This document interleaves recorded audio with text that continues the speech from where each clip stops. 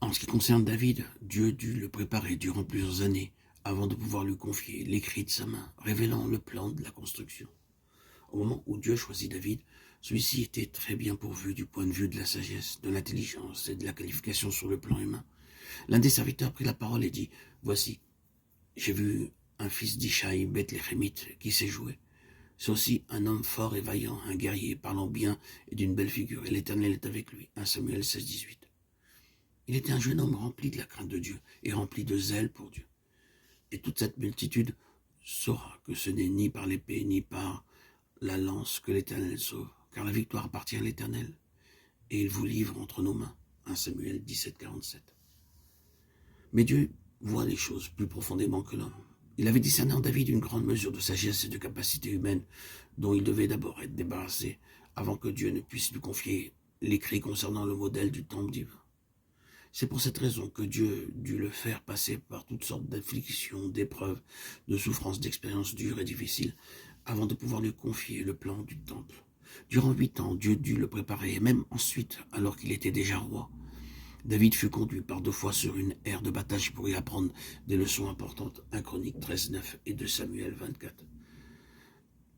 Nous avons vu précédemment qu'une aire de bataille, c'est l'endroit où l'on sépare le bon grain de la paille. Dans les villages d'autrefois, lorsque la moisson était prête, on l'amenait sur une aire de battage à l'aide d'animaux. On piétinait, on foulait le blé, ce qui avait pour effet de séparer le grain de la paille. D'un côté, on accumulait le grain et de l'autre la paille. Ainsi, ce que nous appelons la sagesse et l'intelligence, Dieu l'appelle de la paille et du son. C'est pour cela que par 2 fois Dieu conduisit David à une aire de battage afin d'extirper de son cerveau toute cette sagesse, cette intelligence et cette qualification humaine. C'est pour cette même raison, ce même but, que Dieu dut garder Moïse dans le désert pendant 40 ans avant de pouvoir lui confier sur la montagne la révélation et la vision du tabernacle. Moïse dut d'abord oublier tout ce qu'il avait appris en Égypte avant que Dieu puisse lui révéler le modèle du tabernacle. Néanmoins, après lui avoir donné la vision du modèle, Dieu lui adressa encore cet avertissement très solennel. « Regarde et fais d'après le modèle qui t'est montré sur la montagne. » Exode 25, 40.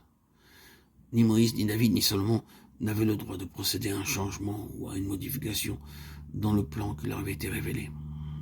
Et pourtant, ce que Moïse, David et Salomon avaient exécuté conformément au plan révélé de Dieu n'était qu'une ombre de cette construction nouvelle et spirituelle que Dieu est en train de réaliser, lesquels célèbrent un culte, image et ombre des choses célestes selon que Moïse en fut divinement averti lorsqu'il allait construire le tabernacle, et soin lui fut-il dit de faire tout d'après le modèle qui t'a été montré sur la montagne. Hébreux 8, 5. Ce que Moïse et Salomon ont construit n'était que l'ombre de cette maison céleste que Dieu est en train de construire maintenant avec notre collaboration.